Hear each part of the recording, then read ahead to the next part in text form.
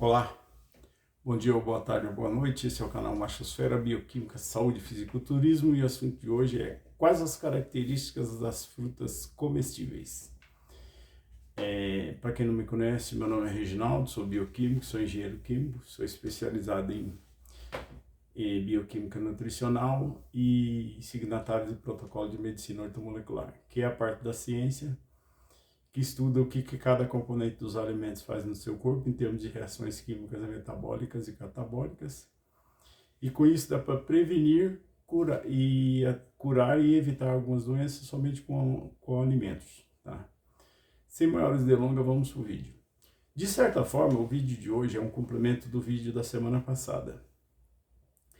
Porque o tema da semana passada deveria ser por que carnes e frutas comestíveis são alimentos de origem. E para que o vídeo não ficasse com um texto muito comprido, não ia colocar na capa, eu coloquei só como carnes e frutas são alimentos de origem. Mas por que esse vídeo é complementar? Primeiro, porque a gente tem que explicar que nem toda fruta é comestível. Dar a definição de fruta, explicar que nem toda fruta é comestível. E aí eu vou explicar qual a característica dela e mostrar também que existem algumas frutas não comestíveis, né, para vocês. E eu vou aproveitar e fazer um parênteses para explicar melhor a questão da minha tese, que algumas pessoas não entenderam direito a tese do aparecimento da nossa espécie, como é que era. Uns 2 minutos de explicação do vídeo da semana passada para as pessoas entenderem melhor. E depois eu falo sobre as frutas comestíveis, as características e mostrar que existe fruta não comestível. Então vamos lá. Então na semana passada eu estava explicando que o aparecimento da nossa espécie foi resultado de o cruzamento de duas subespécies de hominídeos, que eram o Homo sapiens e o homem de Neandertal. Neandertal de origem asiática europeia, de pelagem mais clara, e Homo sapiens de pelagem mais escura, origem africana, e portanto mais com uma resistência biológica maior, por exemplo, imunidade, mais resistência à luz solar, essas coisas. E essas duas espécies eram nomes e perambulavam do planeta entre as faixas equatorial e subtropical. Por quê?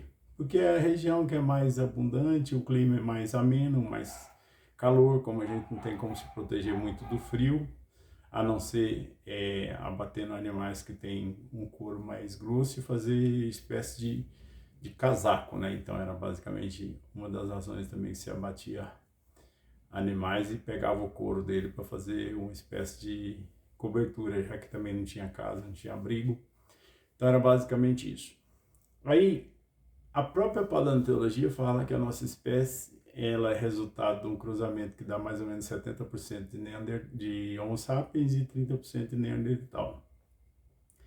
Isso pelo teste do DNA já da nossa espécie, que é o Homo sapiens sapiens. Ela surgiu no Neolítico, que foi a idade da pedra polida, quando começou a lapidar a pedra. E a paleontologia também não tem o elo perdido, então eles não têm explicação para o elo perdido. E o resultado disso é que é a minha tese. Por que não tem um elo perdido? Porque como ela veio do cruzamento de duas outras subespécies, dando descendentes férteis, de aparência muito próxima também, então começou a aparecer essa linhagem, que era uma variedade de subespécie genética com a maior habilidade manual em projetar e construir ferramentas. Por isso que é chamado de Homo sapiens sapiens, que é a característica da nossa espécie, projetar e construir ferramentas. Então, quando a gente começou a ter essa espécie mais habilidosa em projetar e construir ferramentas, como as duas outras subespécies conviviam todos junto, mais essa variante, isso despertou o interesse das fêmeas, né, que é da nossa espécie, de interessar mais por essa linhagem que tinha mais habilidade. Por quê? Porque logo essa linhagem, eu penso que em uma ou duas gerações, que dá mais ou menos 40 anos convivendo junto, essa linhagem despertou interesse porque ela se tornou mais eficiente na questão da caça, né? Se ela se torna mais eficiente na questão da caça, abater animais, fez lança mais eficiente, fez o espécie de facão de pedra, um serrote de pedra, a faca mais eficiente, ela se tornou mais eficiente em abater caça, obter alimentos e também mais eficiente em defesa, já que a nossa espécie também era predada por alguns felinos, como era o caso do tigre-dente sabre. Então era concorrente e também era predado quando não conseguia bater. Então quando começou a surgir essa linhagem mais forte, mais eficiência para fazer ferramenta, começou a se defender melhor desse predador que matava a nossa espécie, né? Então, por isso que eu falo que era nós ou eles nessa época, porque existia uma competição por alimento e eles também matavam a nossa espécie. Então, essas lanças mais eficientes, cortando o pau, fazendo uma lança mais certeira, mais eficiente, o pau mais roliço, mais certinho, se tornou mais eficiente de longe e atacava um tigre de sabre, 2 ou 3 machos caçadores conseguia abater um tigre-dente sabre, às vezes até um, dependendo de onde a flecha pegava.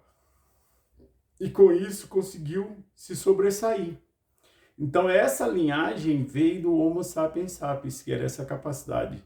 Então em uma ou duas gerações no máximo, se despertou como uma linhagem mais interessante.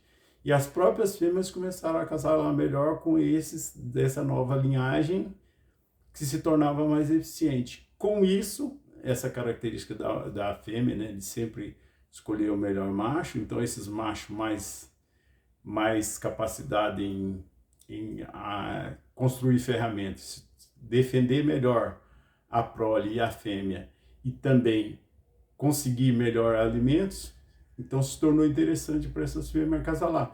Por isso que rapidamente essa nova espécie de hominídeo, resultado desses 2 cruzamentos, se sobressaiu, se tornou dominante, cresceu mais, porque mais obtenção de alimentos, mais facilidade para se depender, e aí deu boom na nossa espécie. Então é onde eu falo que a característica feminina da hipergamia que salvou nossa espécie. Então essa é a minha tese. Por que aconteceu isso? Então não tem um elo perdido. E aí as outras duas foram desaparecendo porque o Homo sapiens normal e o Neandertal não tinham essas características. Então eles foram deixados meio que de lado pelas próprias fêmeas para acasalamento e se preferiu acasalar com esses dessa nova linhagem, que era uma subespécie, que era mais habilidosa. Então essa característica mais habilidosa despertou a atenção da fêmea, ela começou a se interessar mais por isso e com isso a nossa espécie deu boom e por isso que não tem um elo perdido. E as outras duas desapareceu. E também o nosso principal concorrente, o tigre-dente sabre, desapareceu. Então essas são provas da minha tese, assim, mais baseado numa observação de estudos que eu vinha fazendo. Entenderam? Então era basicamente isso que eu queria explicar. Agora vamos falar sobre as frutas, características de frutas comestíveis. Então, para que uma fruta seja comestível, então primeiro, o que é a definição de fruta sobre a biologia? É a polpa que envolve a semente. Então toda polpa que envolve a semente, tirou a capa, a casca, a polpa que envolve a semente é a parte comestível da fruta. Geralmente, dificilmente a gente come as sementes, a não ser as oleaginosas e as castanhas. Então a gente, no caso das oleaginosas e as castanhas, a gente descarta a casca e come a castanha.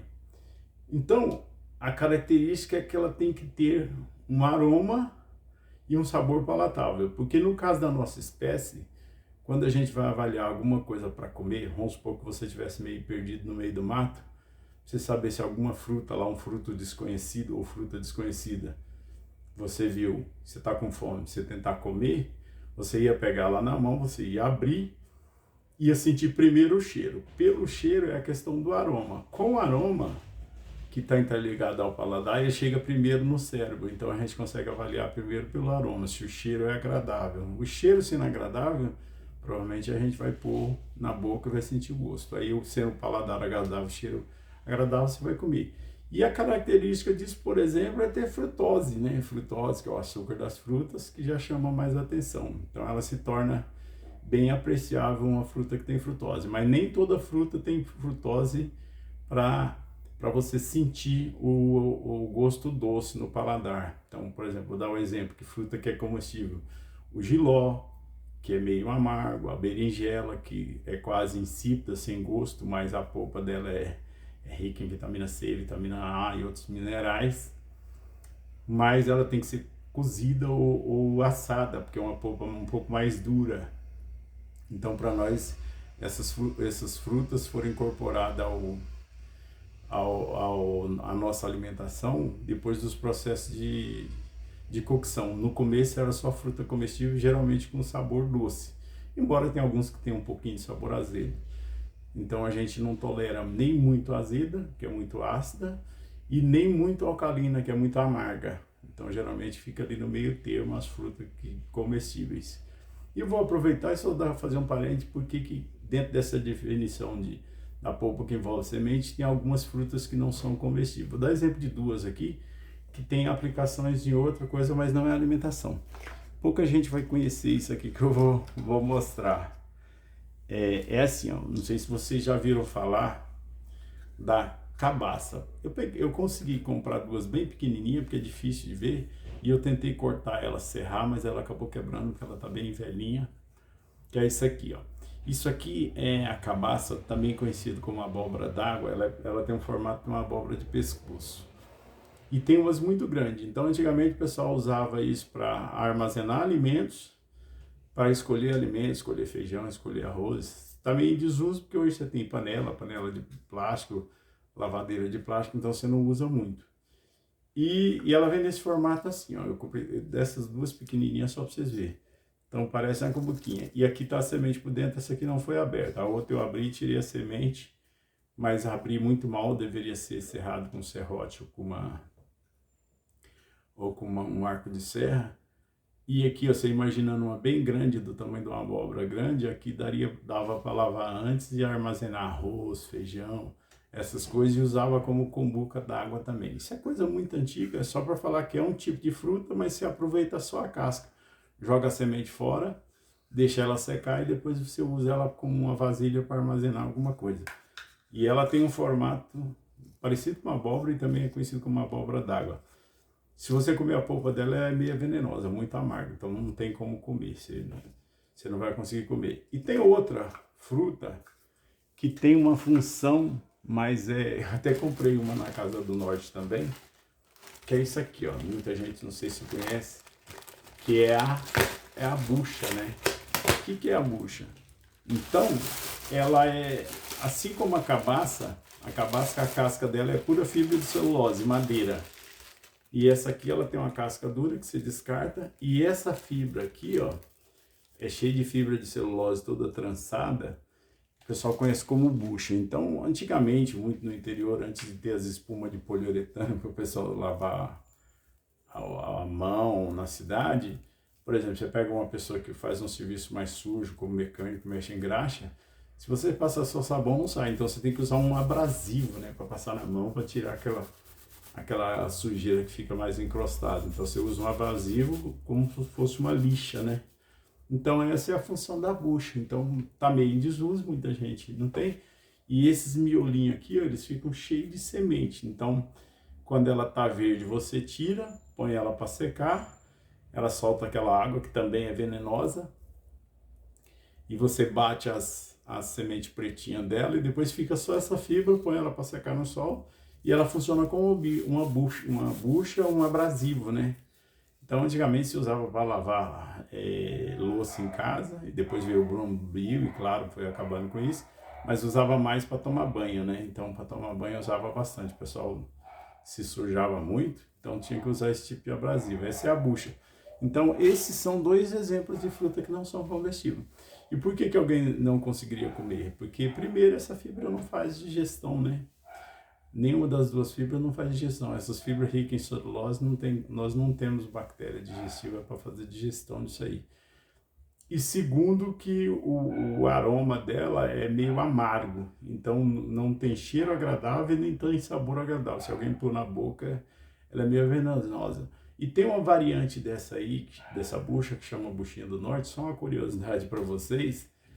Ela foi até proibida de vender na feira. Embora a água de imersão dela e fervura, a buchinha do norte, se sentir cheiro, ela era usada como remédio, só pelo cheiro. Ela era usada como remédio para entupimento nasal, né? também o pessoal chama de conjuntivite e tal, então entupimento nasal, porque ela dissolvia a conjuntivite, não, conjuntivite não, até esqueci o nome da doença que dá aqui, é um processo infeccioso que dá quando você tem gripe, então fica o catarro impregnado aqui na testa, nos seios da face, e o pessoal usava isso para desentupimento nasal, então porque soltava. Porém, ela se fizer o chá e beber, esse chá é muito agressivo para o estômago, então ele teria característica abortiva. Então a buchinha do norte foi proibido de vender na feira, que algumas pessoas mal intencionadas estavam usando ele para abortar, entendeu? Porque ele é muito agressivo para o estômago.